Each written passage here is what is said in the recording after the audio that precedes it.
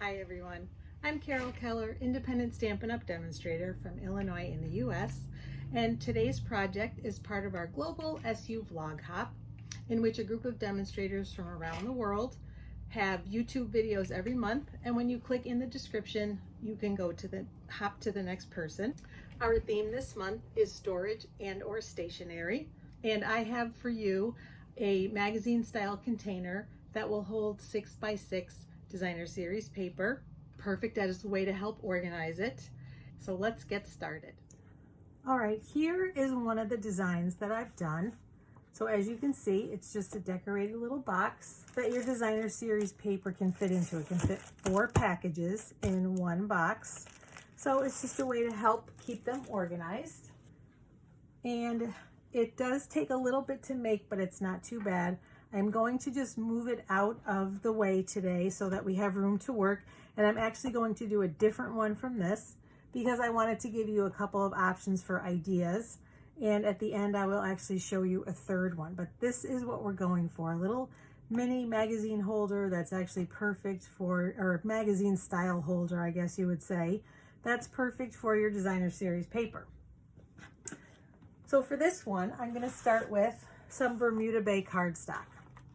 And I'm going to bring in my trimmer because the first thing we have to do is cut them down.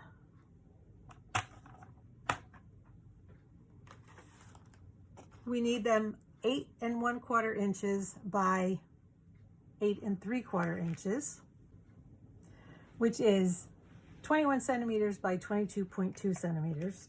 And the wisest thing to do, just so you don't cut the wrong way, is cut the longer one first. So 8 3/4 inches.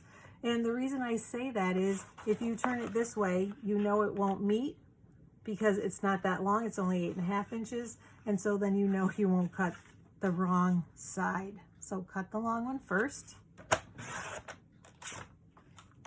And then turn it and cut at 8 1/4 inches, or like I said, 21 centimeters. And you're going to do the same thing with the second sheet.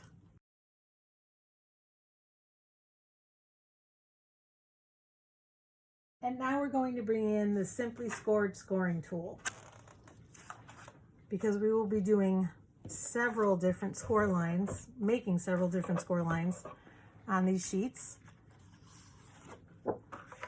So the first thing you're going to do, you put it on the 8 1/4 side along the top, and you're going to score at 2 inches.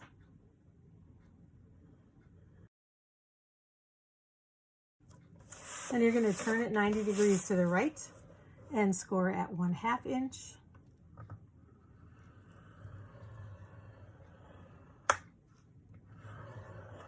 Oops. And 2 1/2 inches.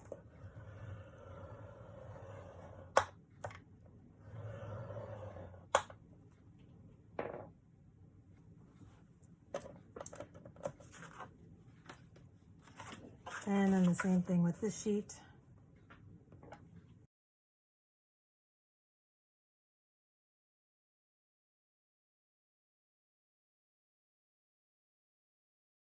All right, and now we're going to take this and we're going to turn it over the other way with the 2 lines at the top and the 1 line on the side and a little box in the corner.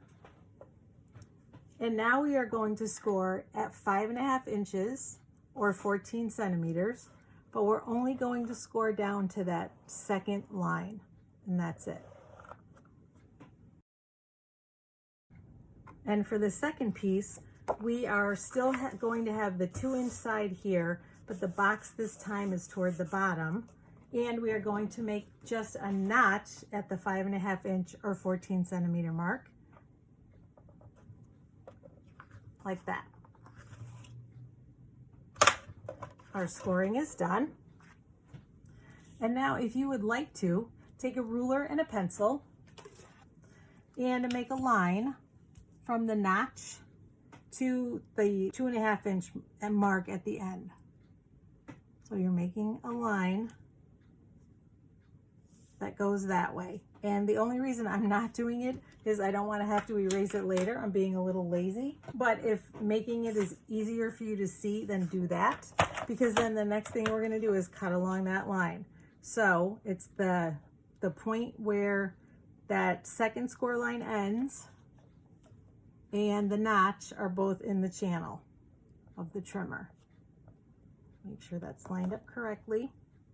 And it's hard to start at the point, so I'm going to actually start at the top and cut, because sometimes when you start at the point, your paper gets jammed a little bit and a little bit crunched.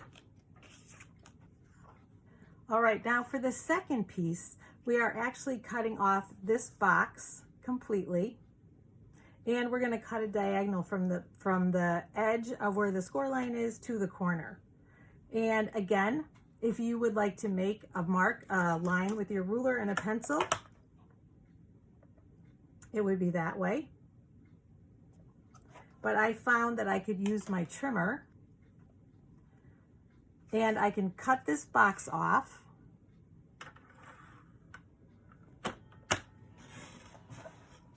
So cut only to that 2.5 inch line. And then the same thing on this side. Putting your score line right in the channel. And then that leaves you a place where you can see where your diagonal needs to go. So again, putting that point right there in the channel, and then the bottom edge in the channel, and just making sure that that is straight and in the channel.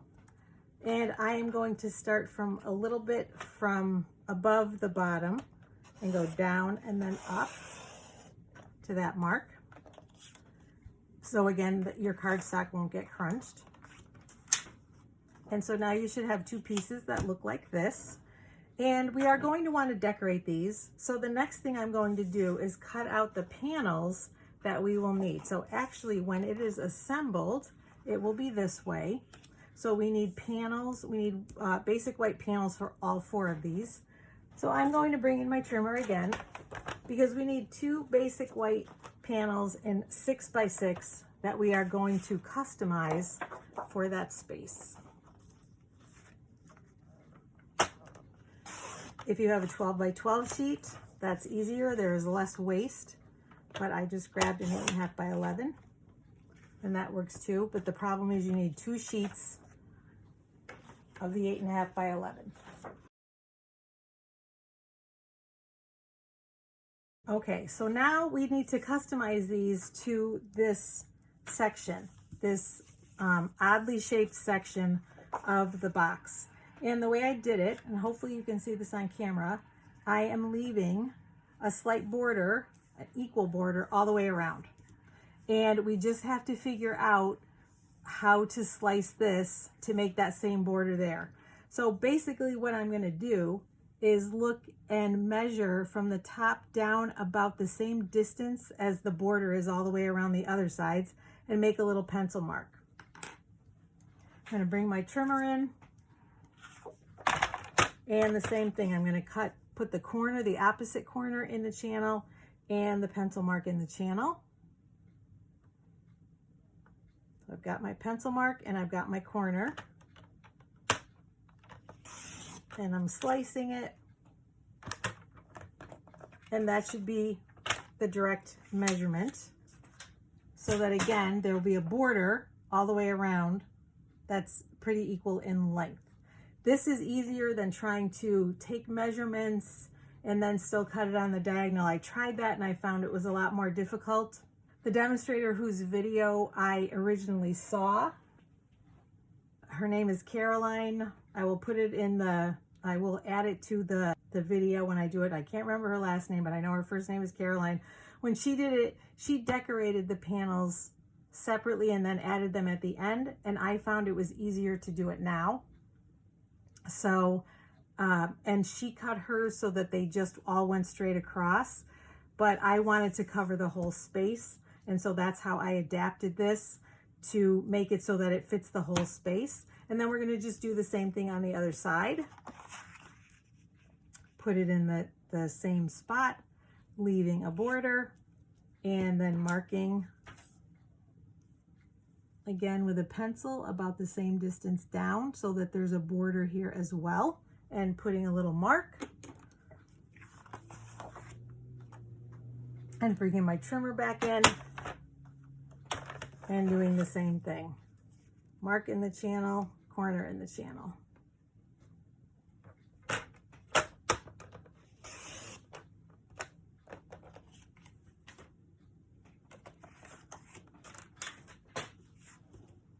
And then we double check that it fits in there, and it does. So again, I just find that's the easiest way. And then I've also cut panels for the other two spaces. One of them is going to be here. And so this piece is 1 3/4 inches by 3 3/4 inches, 3 1/4 inches, excuse me, or 4.5 centimeters by 8.3 centimeters. For this panel, it's going to go here. And this one is again 1 3/4 inches or 4.5 centimeters. And the length now is 6 inches or 15.5 centimeters. And then I'm going to take the Bermuda Bay pieces away and we will do some decorating. All right, so to decorate this one, I'm using the Forever Fern stamp set. And I have several colors. I decided to use the brights for this one. So I'm bringing in Granny Apple Green, Bermuda Bay, and Gorgeous Grape. And for this one, I am going to bring in a scrap because we're going to be stamping off of the paper. So I'm going to bring in the first section, and I'm going to use Gorgeous Grape with this stamp.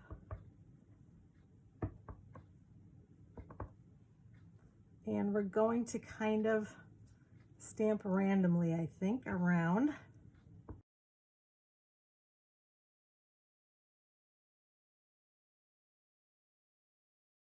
All right, and next we're going to take the Bermuda Bay and do the largest of the 3 stamps in that color.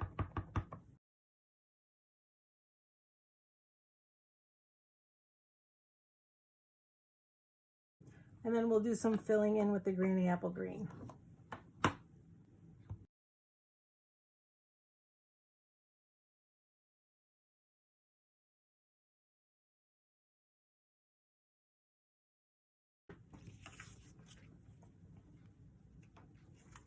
And then I'm just going to do the same thing with the other panels, and I will be back. All right, so now I've brought all of the pieces back in, and we are going to do some folding and burnishing.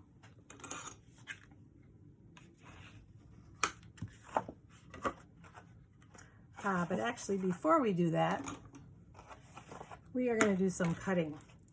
So we need to cut off this small panel.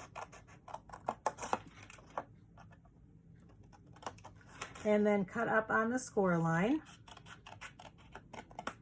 And then we're going to make little cuts to narrow those edges a little bit and make it easier when we fold it in. And we're going to do the same thing to the other one. So we cut off the small one.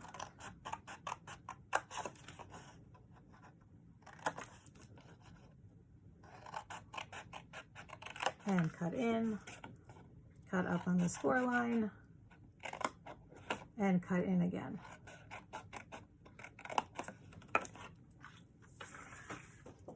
Now we are going to fold and burnish. So we'll start with this one, since I've got it in my hand. So you want a good crease on those edges.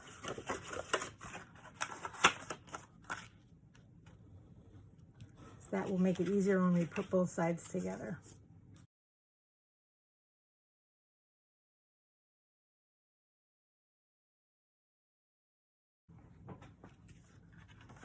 And before we put them together, of course, we are going to adhere our panels that we made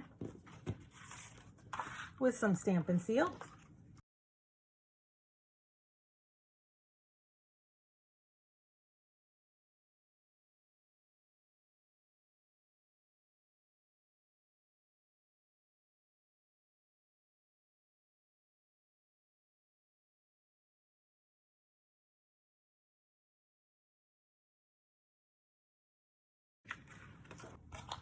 All right, and so now to put them together, we are going to bring in some tear and tape because we want nice strong adhesive, and we need it on both of the small flaps.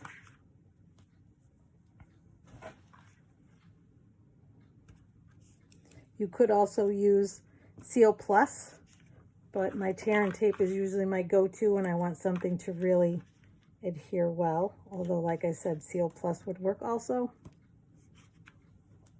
as would multi-purpose liquid glue. Now I'm bringing in my Take Your Pick tool, because I find that's the easiest way to take off the paper. And we'll do one at a time. So we're going to just lay this right on top so that the edges are even and it's all lined up. And you'll see there's just a little piece here that needs to be snipped off.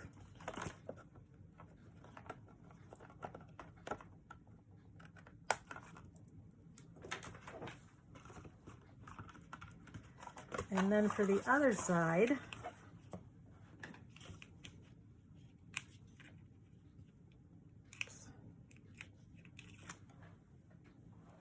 if you fold this side in and then fold this toward it, it should line up. And you can play with it if it does not, but this looks pretty good. And so there we have it. Then we just have to close up the bottom. And I'm going to use my tear and tape again. I am going to, this is a little bit more tricky, but not too bad. I'm going to put some tear and tape here and here.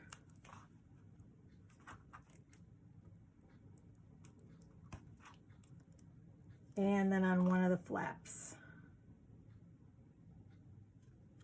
And this one has to be then on the inside. If I fold this in last, it's going to be on the bottom. So I've got to fold it in first after the side flaps. And I'll show you what I mean.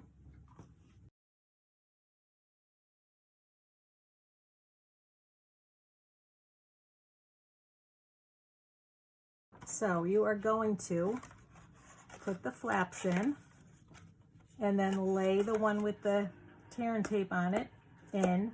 And the easiest way that I found to do this to get it square is then to lay it down on the table. I tried to do it upright this way and the sides had a lot of trouble meeting. So if you lay it down on the table so that the whole bottom, or the whole, what is the side, is on the table, you can square it up, which I'm doing right now, and then bring the other flap up, and then it meets perfectly on the bottom. And then just burnish it a little bit from the inside, and you have your box. So again, this was one variation that I did, kind of making my own pattern paper for it. And as I showed you before, the other one with the tulips. But I said I did a Christmas one also, and for that one I used pattern paper. So it's the same size as the basic white cardstock that I used to stamp on here on all the sides. I just cut the pattern paper to that side and adhered it, to each side I should say, and adhered it. So that's it. Those are our boxes for today. I hope you liked them. I hope that you found it helpful. I'm always looking for storage solutions for my paper, and this is just such a pretty one, and I kind of get used to knowing what's in which one. Obviously, I'll put Christmas paper in this one and probably flower paper in this one and that kind of thing. And so I can, as they sit on my shelf, I see this part and it kind of reminds me of what's inside. So again, I hope this was helpful. Thanks so much for joining me. I really appreciate you joining all of us on our Global SU Vlog Hop for this month. Please come back every month. We post pretty much on the last day of the month with our projects, and we love to share them with you. If you like what you see, please subscribe to my channel, and if you click on the bell, you'll be notified when I post a new video. I do paper pumpkin alternatives, I do cards, scrapbook pages, home decor items, little storage items. This is my first one, but hopefully there will be more. And I also have some tips and tricks videos and some beginner videos. So something for everyone. So please take a look around my channel, and I hope to see you again soon. Take care, everyone. Bye-bye.